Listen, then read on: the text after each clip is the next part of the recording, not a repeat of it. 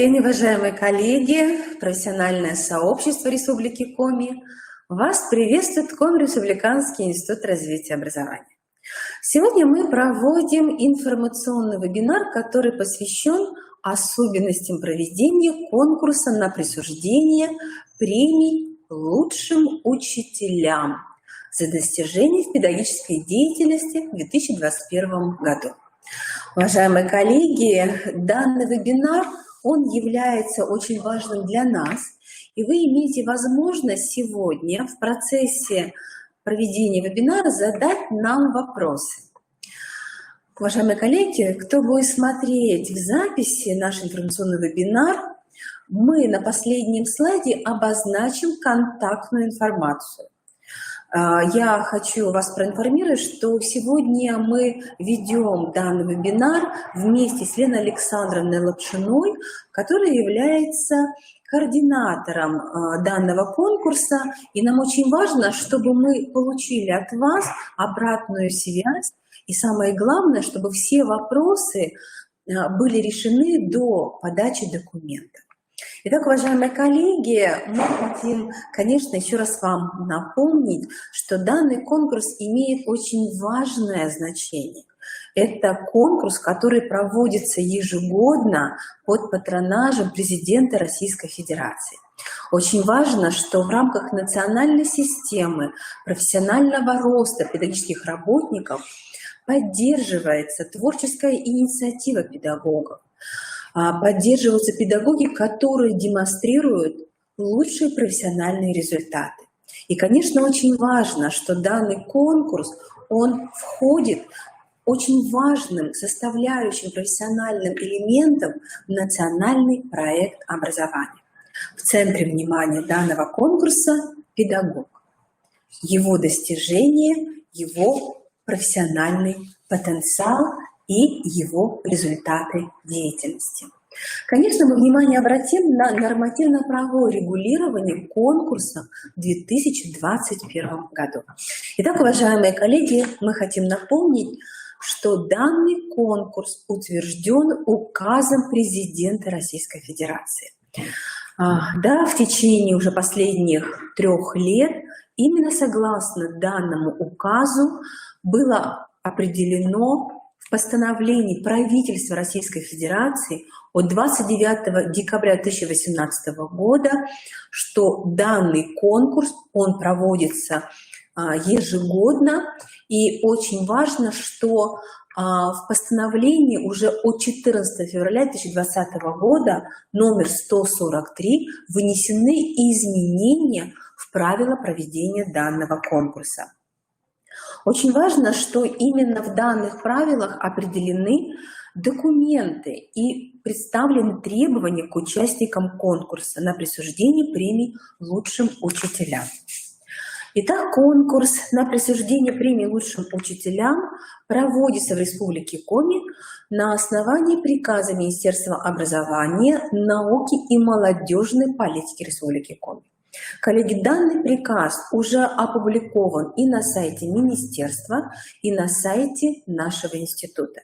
И мы еще раз внимание обращаем, что цель данного конкурса – это стимулирование учителей к совершенствованию преподавательской и воспитательной деятельности, развитие их творческого и профессионального потенциала. Именно такая цель представлена и в указе президента Российской Федерации, и в постановлениях правительства, и, конечно, в приказе министерства.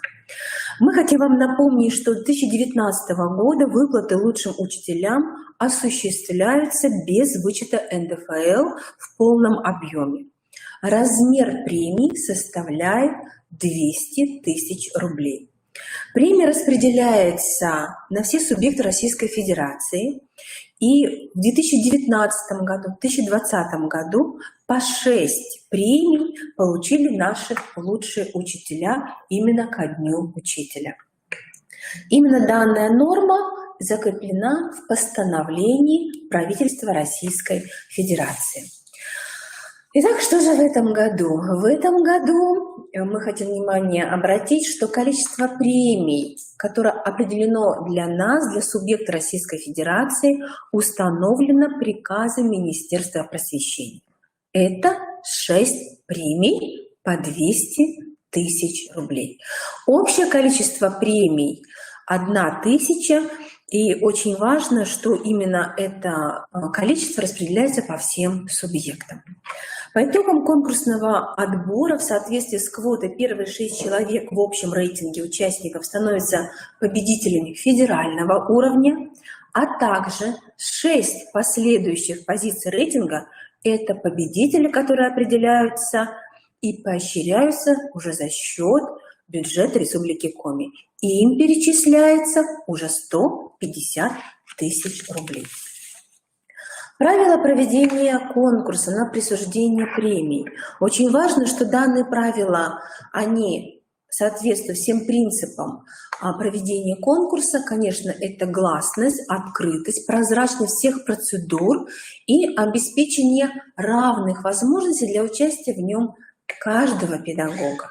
Это очень важно, это определяется как в указе президента, так и в порядке проведения данного конкурса. Традиционно научно-методическое и организационно-методическое сопровождение конкурса осуществляет Коми Республиканский институт развития образования. Уважаемые коллеги, мы хотим еще раз до вас донести, что по всем вопросам в течение данного вебинара, либо уже после вебинара вы можете обращаться к нам. Мы тоже в соответствии с данными принципами работаем открыто на основе гласности и всех тех принципов, о которых я сказала.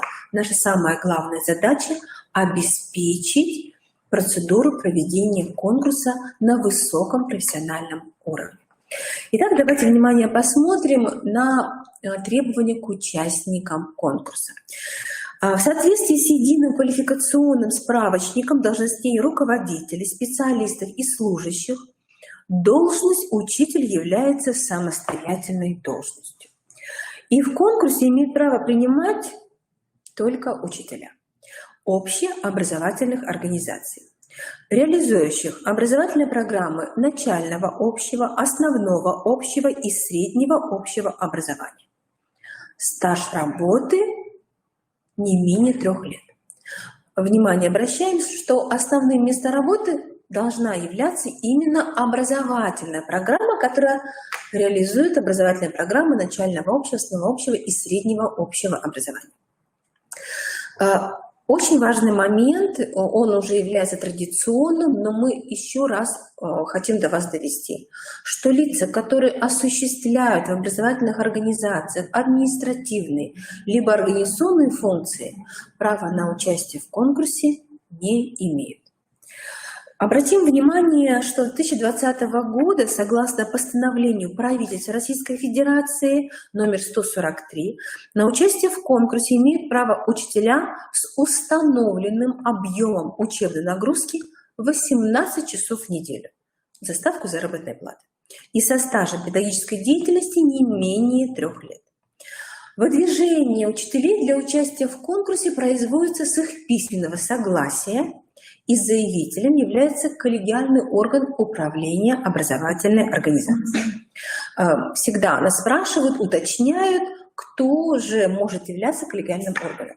Да, это может быть совет образовательного учреждения, попечительский совет, общее собрание, педагогический совет и иные органы самоуправления, которые, уважаемые коллеги, предусмотрены уставом организации. Очень важно, что учитель, который получает премию, имеет право повторно участвовать на федеральном уровне в конкурсе не ранее, чем через 5 лет. Исчисление срока начинается с 1 января года, следующего за годом участия в конкурсе. Поэтому, коллеги, это очень важно. Я думаю, что если вы какие-то вопросы по участникам можете тоже задавать, мы можем уточнить. Например, если был вопрос по заместителям директоров общеобразовательных организаций, сразу на него ответим.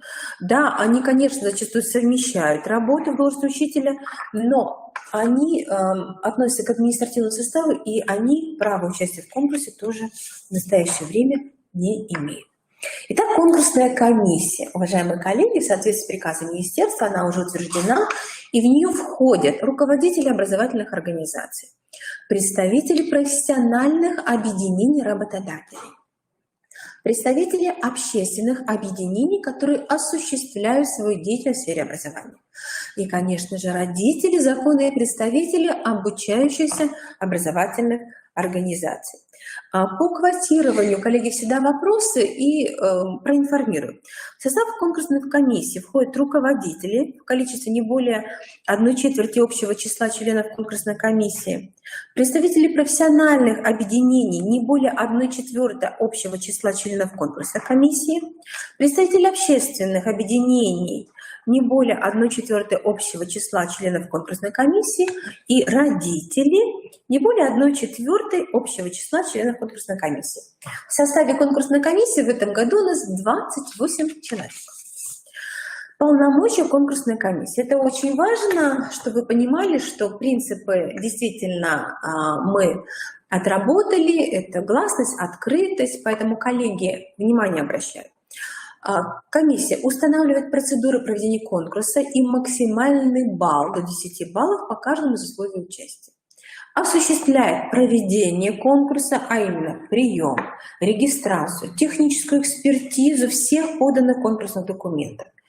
И очень важно, что и профессиональную экспертизу. Конечно же, формирует в соответствии с сроками рейтинг участников конкурса и определяет победителей как федерального, так и республиканского уровня, и направляет перечень победителей федерального и республиканского уровней на рассмотрение Министерства образования, науки и молодежной политики Республики Коми. Сроки проведения конкурса. Здесь будьте очень внимательны, это очень важно. Итак, с 1 июня по 10 июня первый этап, он является заявочным. В этот период осуществляется прием, регистрация и техническая экспертиза конкурсных документов. Срок предоставления документов в конкурсную комиссию заканчивается 10 июня 2021 года в 16:00. Коллеги, это определено у нас в приказе нашего министерства. Коллеги, это очень важно. С 15 июня по 1 июля второй этап является для нас отборочным. Это экспертиза конкурсных документов. И, коллеги, очень важно, не позднее 10 июля 2021 года происходит направление перечня победителей конкурса в Министерство просвещения Российской Федерации. Утверждается перечень победителей конкурса и республиканского уровня приказом Министерства образования, науки и молодежной политики Республики Коми. Коллеги, фиксируем слайд. Сроки запоминаем. Коллеги, кто сопровождает из муниципальных координаторов, из муниципалитетов наших учителей, сроки должны быть выдержаны. Коллеги, это очень важно. Информационная поддержка. Уважаемые коллеги, я думаю, что вы знаете наши два информационно-профессиональных сайта. Конечно, это сайт Коми Республиканского института развития образования. Ссылка обозначена, и здесь вы ее увидите. Мы размещаем все документы. И, коллеги, мы разместим и нашу презентацию, и мы разместим, коллеги, и наш информационный вебинар. И, что очень важно, на портале «Открытое образование Республики Коми» педагогам есть раздел. В этом разделе, коллеги, представлена вся информация и за предыдущие годы, информация и по всем нашим победителям представлена, и вся информационная кампания этого года тоже будет представлена и уже представлена на портале. Итак, коллеги, я хочу еще раз внимание обратить, что конкурс стартует с 1 июня. Сейчас мы проводим информационно-методическую для вас работу, поэтому, коллеги, если возникают вопросы, мы просим их задавать. А продолжает наш вебинар Лена Александровна, которая уже более подробно расскажет о требованиях к документам. Это очень важно. Просим принять во внимание. Пожалуйста, коллеги. Добрый день, уважаемые педагоги. Мы рады приветствовать вас на нашем установочном вебинаре. Все, кто подключился к нашему вебинару, также сообщаем, что запись вебинара будет размещена в видеозале, и презентация будет размещена на портале и на сайте Института развития образования. А сейчас мы переходим к такому вопросу, как требования к документам. Следующий. Требования к документам. Назад можно? Да. С 1 по 10 июня в Коми Республиканском институте развития образования будет осуществлен прием конкурсных материалов. Информация о начале приема материалов будет размещена также на сайте Института развития образования. Конкурсная комиссия проводит регистрацию участников конкурса на основании документов, которые указаны в пункте 6.2 положения о проведении конкурса. Мы рассмотрим данные документы. Первый документ – это представление заявителя. Оно оформляется по форме согласно приложению 1 к положению. Согласно положению выдвигает вас на участие в конкурсе коллегиальный орган управления образовательной организацией. Решение о вашем выдвижении может быть принято любым коллегиальным органом управления организацией, предусмотренным уставом вашей образовательной организации. В представлении указываются данные об участнике, об образовательной организации, а также сведения о заявителе. Обратите внимание, что некоторые данные в представлении могут совпадать. Поскольку как самостоятельный коллегиальный орган управления организацией, как правило, не существует, поэтому контактные данные, контактный телефон, адрес у заявителя могут совпадать со сведениями общеобразовательной организации. В представлении подпись заявителя заверяется подписью руководителя образовательной организации и печатью. В том случае, когда коллегиальный орган управления возглавляет руководитель организации, в этом случае подпись руководителя заверяется начальником муниципального органа управления образованием и соответствующей печати. Обращаем также ваше внимание, что в строке, где фамилия, имя, отчество участника, руководителя, просим указывать полностью все данные: фамилия, имя, отчество. А иногда, очень часто указывается только фамилия и инициалы. К представлению, следующий слайд, к представлению прилагается выписка из решения коллегиального органа управления образовательной организации. На сайте института мы разместили образец выписки, вы можете воспользоваться данным шаблоном. У некоторых организаций уже есть свои установленные шаблоны. Может, следующий слайд. Так, следующий документ, который вам нужно представить конкурсной комиссии, это копия документа об образовании учителя, заверенная руководителем образовательной организации. Также должна быть заверена руководителем копия трудовой книжки. Копируются все заполненные страницы трудовой книжки учителя. И не забывайте, что на последней странице должна быть обязательно запись, например, работает по настоящее время. Справка с места работы должна быть на бланке образовательной организации и включать следующие сведения: точное наименование организации в соответствии с уставом, полная фамилия, имя, отчество учителя, должность с указанием предмета, учебная нагрузка учителя, общий педагогический стаж и включая стаж работы на указанном месте работы. Следующий документ – это информация о публичной презентации общественности и профессиональному сообществу результатов педагогической деятельности учителя. Представляется в виде заверенной справки, подтверждающей проведение учителем публичной презентации по форме согласно приложению номер 2 к положению и выписки из протокола о проведении данного мероприятия. Очень часто обращаются за консультацией, какое решение может быть в выписке к данной справке. Это может быть рекомендовать опыт работы учителя к представлению на муниципальном и республиканском уровнях, поддержать кандидатуру учителя в конкурсе или одобрить опыт работы учителя и разместить, например, на сайте организации. Обязательно, то есть участник конкурса в обязательном порядке должен провести публичную презентацию результатов своей деятельности перед общественностью и профессиональным сообществом. Содержанием презентации может быть как общий отчет о профессиональных достижениях, как и отдельные инновационные направления деятельности учителя. В качестве профессионального сообщества могут выступать члены методического объединения, педагогические работники организации, участники семинара или конференции. В качестве представителей общественности могут выступать родители, работодатели, журналисты и также члены общественных объединений, организаций.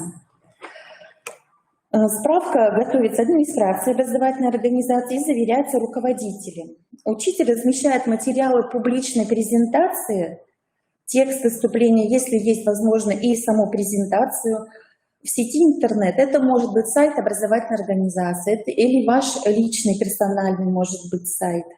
На сайте управления образованием. Публичная презентация должна быть проведена в 2020-2021 учебном году.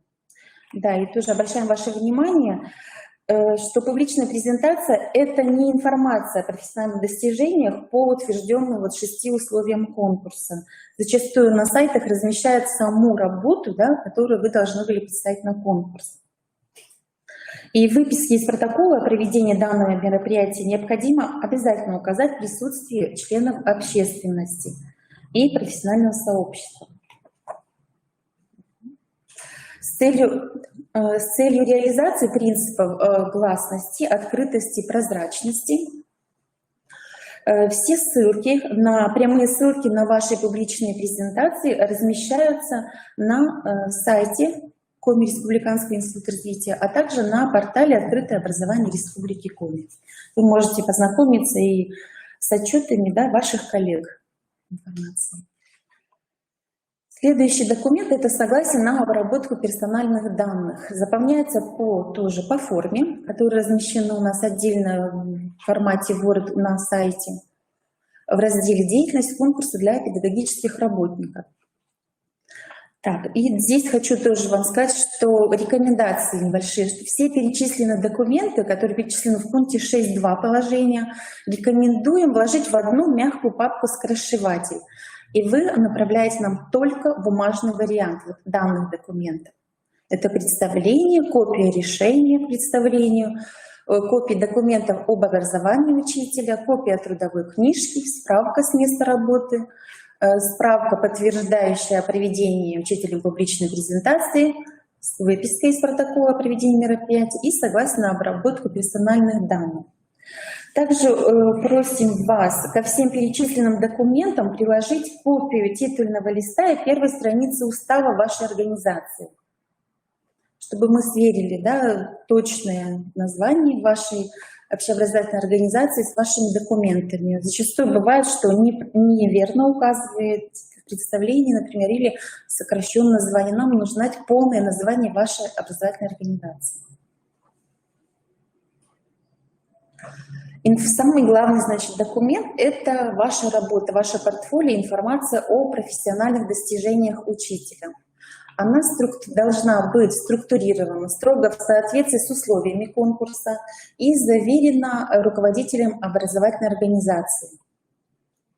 Информация о профессиональных достижениях учителя предоставляется на бумажном и электронном носителях. И все подтверждающие документы должны быть представлены также на бумажном и электронном носителе в соответствии с условиями, указанными в пункте 5 настоящего положения. Страницы информации должны быть пронумерованы. Технические требования к информации о профессиональных достижениях указаны в пункте 10 положения. Внимательно ознакомьтесь. Также хочу здесь отметить, что поступают вопросы, и информация излагается от третьего лица. И справка ваша должна состоять из 6 разделов, то есть 6 условий конкурса, да, и 6 разделов. Каждое условие сопровождается подтверждающими документами. Это могут быть справки, отзывы, копии локальных актов, конспекты уроков программы. В справке, содержащей информацию о профессиональных достижениях учителя, указываются ссылки на документы.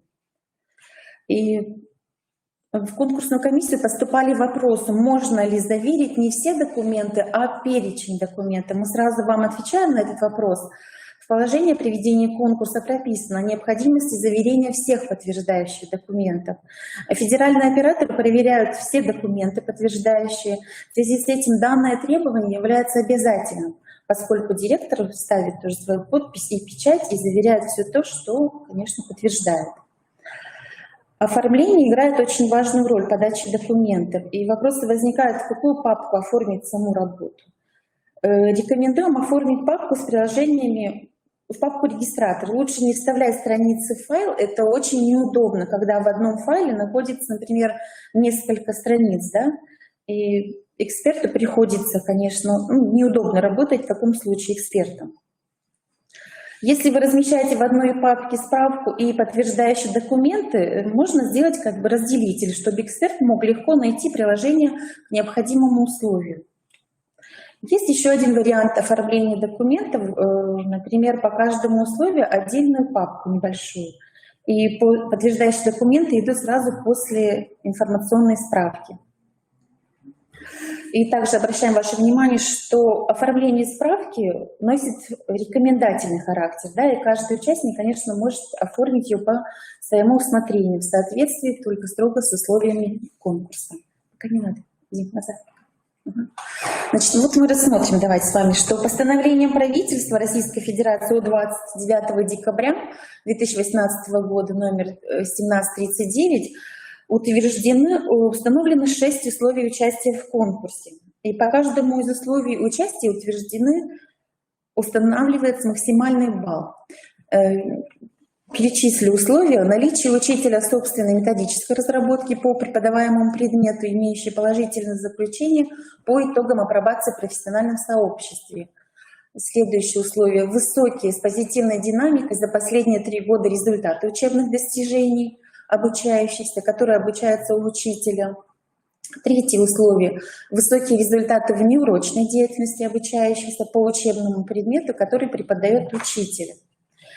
Четвертое условие: создание учителем условий для адресной работы с различными категориями обучающихся: одаренные дети, дети из социально неблагополучных семей, дети, попавшие в трудные жизненные ситуации, дети из семей мигрантов, дети-сироты и дети, оставшиеся без попечения родителей.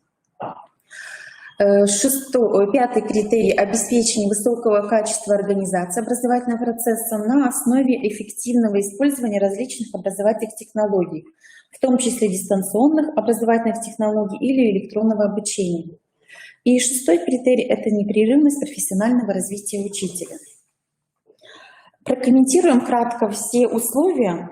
Да, если у вас будут вопросы, мы потом ответим на ваши вопросы. Так, значит, первое условие – это наличие учителя собственной методической работы.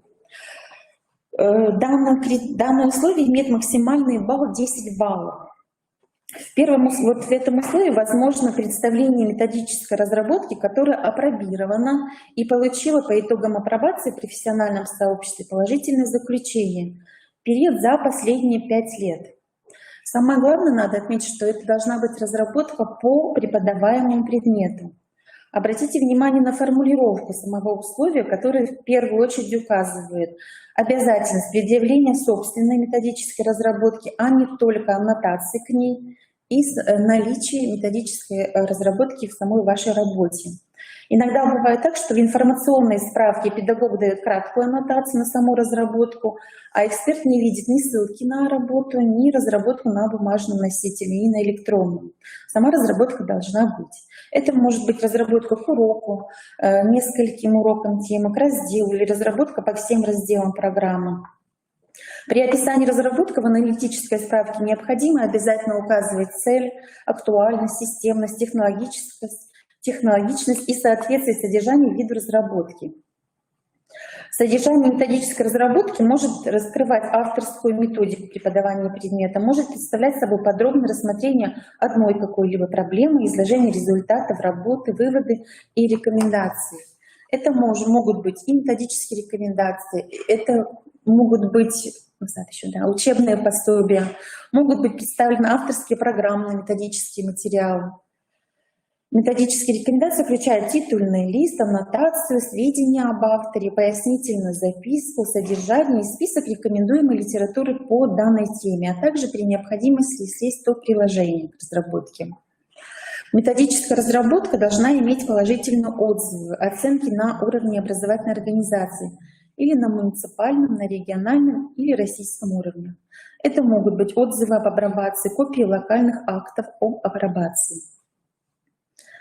В приложении размещается методическая разработка, отзывы, справки, подтверждающие факты апробации и диагностические материалы по метапредметным и личностным результатам. Обращаем ваше внимание, что на все приложения должны быть корректные ссылки в тексте аналитической справки. Плюс 1 бонусный балл дается в данном условии за разработку, которая имеет статус авторской. Авторской считается разработка, получившая сертификат Республиканского экспертного совета. Условие 2 – это высокие результаты учебных достижений обучающихся. Информация, представленная в данном условии, должна отражать высокие результаты учебных достижений обучающихся, а также их позитивную динамику за 3 последние полностью завершенных учебных года.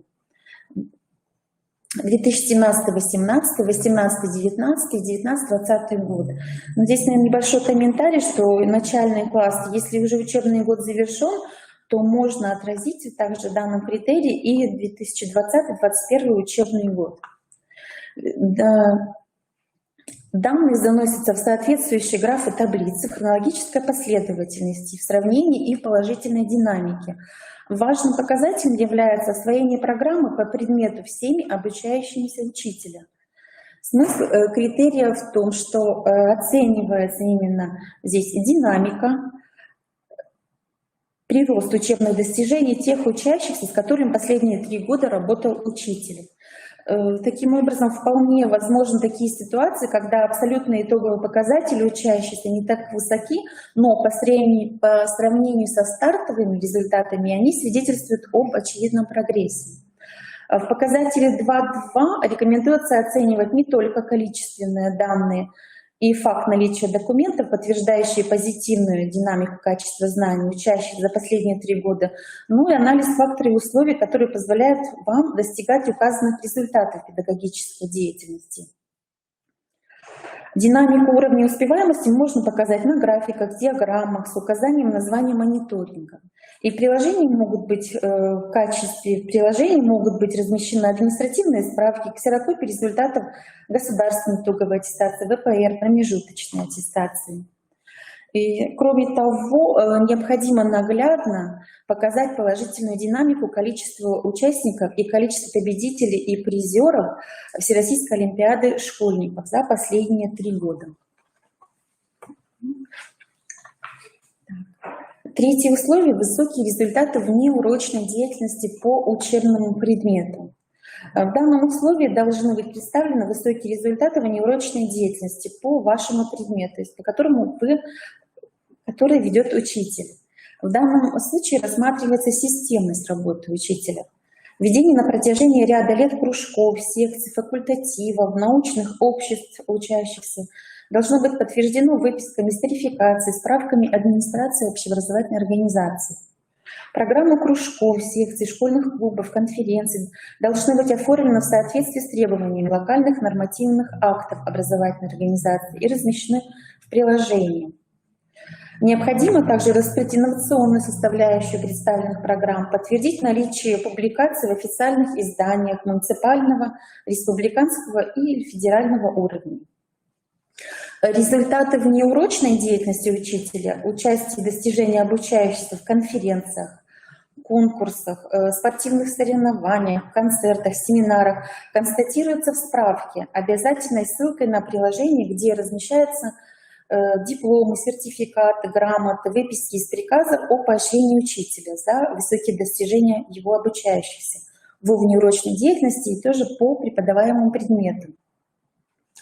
В показателе 3.2 рекомендуем обратить внимание на разнообразие творческих работ обучающихся, которых принимают ваши ученики.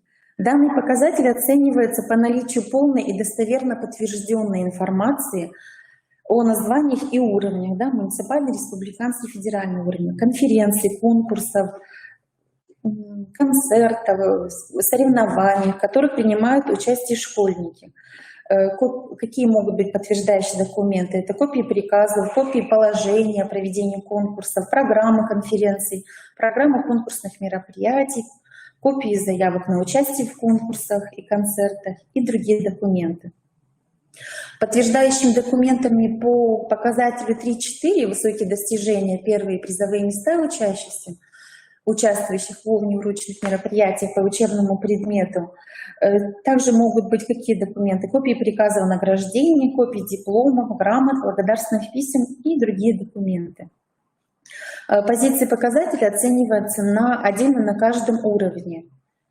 Если претендентам подтверждены высокие достижения во внеурочных мероприятиях муниципального, регионального и федерального уровня, то выставляется балл, который равен сумме баллов по каждому уровню. Обращаем внимание, когда вы распечатываете уже копии наградных документов, что на одном листе можно разместить несколько сканов наградных документов, 4-6, или главное условие, что это было читабельно. Да? Следующее условие, условие 4, это создание учителем условий для адресной работы с различными категориями обучающихся. Обратите внимание, что в данном условии вы можете выбрать одну категорию обучающихся и показать систему работы с данной категорией. Создание организационно-методических условий – первый показатель для адресной работы с указанной категорией. Что может здесь быть представлено? На высокий уровень представленности должна быть программа работы с выбранной категорией обучающихся, продемонстрированы разнообразные формы работы, должен обоснован выбор мероприятий, прослеживается система и указаны планируемые результаты реализации программ. И в данном показателе обращаем ваше внимание, что учитывается программа, только разработанная и реализованная учителем, а не образовательной организацией. Один бонусный балл дается за разработку и реализацию индивидуальных образовательных маршрутов. Показатели 4.2, анализ реализации, представлено в пункте 4.1. Необходимо представить анализ реализации программы, прокомментировать фактические и образовательные результаты. Следующий. Пятое условие – обеспечение высокого качества организации образовательного процесса на основе эффективного использования учителем различных образовательных технологий. Первый показатель – это продуктивное использование современных образовательных технологий в образовательном процессе. Да? На высокий уровень представленности показателя необходимо указать две деятельности образовательной технологии, обосновать их использование и отразить эффективность их применения, представить конспекты урока, не менее 2 конспектов по каждой технологии. 5.2 показатель – это использование ИКТ в образовательном процессе.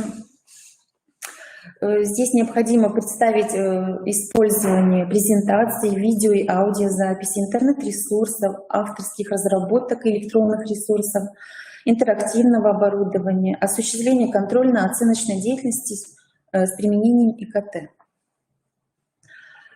5.3 показатель реализации образовательных программ с применением дистанционных образовательных технологий. Да, необходимо тоже отметить, что в прошлом году очень высокие баллы педагоги набрали, именно вот максимальные баллы набрали в данном показателе, в 5.3. Высокий уровень представленности показателя – это проведение онлайн-уроков с использованием возможностей образовательных программ Zoom, Teams, Profi. Подтверждающих документах можно приложить на электронном документе, например, видеозапись фрагмента урока или видеозапись рабочего стола. Так, и 6-е условие у нас, следующий слайд, да? Непрерывность профессионального развития учителя. В данном условии включает в себя требования к своевременному прохождению курсов повышения квалификации или профессиональной переподготовки, к участию в профессиональных конкурсах, семинарах, курсах и тренингах. Показатели оцениваются по факту участия в обучающихся профессиональных семинарах, курсах, тренингах, научно-практических конференциях. Данный показатель оценивается по факту наличия ссылок тоже на подтверждающие документы. Должны быть представлены ксерокопии дипломов, сертификатов, свидетельств о повышении квалификации, программ конференций, публикаций в сборниках по результатам научно-практических конференций. Показатель 6.3 включает в себя оценку участия в обучающих и научно-практических семинарах, курсах, тренингах и конференциях. Здесь учитывается, то есть 6.3 еще делится на два показателя. Участие в обучающих профессиональных семинарах, учитывается включенность учителя в качестве преподавателя в реализацию программ, курсов повышения квалификации, профессиональных семинарах, так же как ведущего тренингов или руководителя стажировкой. И участие в научно-практических конференциях и семинарах, и учитывается факт участия педагога в качестве докладчика или выступающего, участника дискуссий на круглых столах в рамках научно-практических конференций. По показателю 6.4 рассматривается участие педагога в различных конкурсах на муниципальном, региональном и федеральном уровнях. Здесь необходимо тоже обратить внимание, что информация представляется за 5 последних лет. Если 6.1 и 6.3 это за последние 3 года, да, показатель 6.2, 6.4 за последние 5 лет. По показателю 6.4, рассматривая участие в профессиональных конкурсах разного уровня, оценивается не только факт наличия документального подтверждения,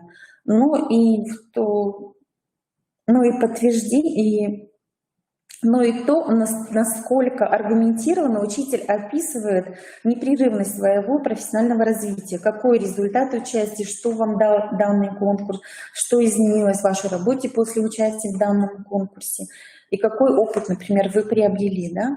Аргументированное описание даст вам больший балл, чем просто документальное подтверждение участия в конкурсах. В данном показателе, в данном условии 6, новый показатель участия в экспертной деятельности.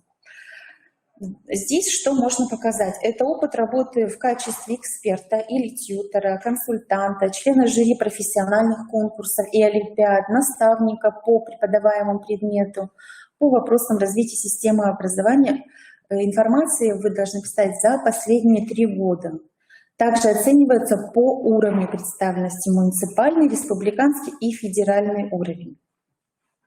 В приложении должно быть тоже документальное подтверждение. Это могут быть сертификаты экспертов, быть справки, копии локальных актов. Следующий слайд. Да, ну вот мы кратко просмотрели по условиям конкурса. Рекомендации мы разместим кратко по подтверждающим документам по каждому условию на сайте Института развития образования. Завтра мы разместим уже информацию на сайте. По оформлению документов, на что хочу еще обратить внимание ваше. Аналитическая справка заверяется только на титульном листе. И также обращаю внимание, что все подтверждающие документы должны быть заверены руководителем организации. Да, следующий слайд, наверное. Мы с вами рассмотрели основные вопросы, которые касаются участия в конкурсе на присуждение премии лучшим учителям в 2021 году. И наш вебинар подходит к концу. Если есть вопросы, мы готовы ответить на ваши вопросы. Вопросы вы также можете задавать по электронной почте. На слайде вы видите электронную почту и также контактный телефон. На все вопросы, которые сегодня мы получим, мы в ближайшее время разместим все ответы на странице конкурса на сайте КРИРО. Пока вопросов нет. Если у вас есть вопросы, пожалуйста, отправляйте на электронную почту. Видите на слайде, да? Также напоминаем, что мы ждем вас с вашими конкурсными материалами с 1 июня по 10 июня в любой день, в рабочий день. Время приема документов и регистрации документов регламентировано. Это понедельник, пятница с 10 до 17 часов. Принимаем работу по адресу улица Орджоникидзе, 23, аудитория 330. Следите за информацией на сайте КРИРО. Вопрос, да? Ага. Результаты у нас не оглашаются, да, и можно обратиться на электронную почту лично к региональному оператору.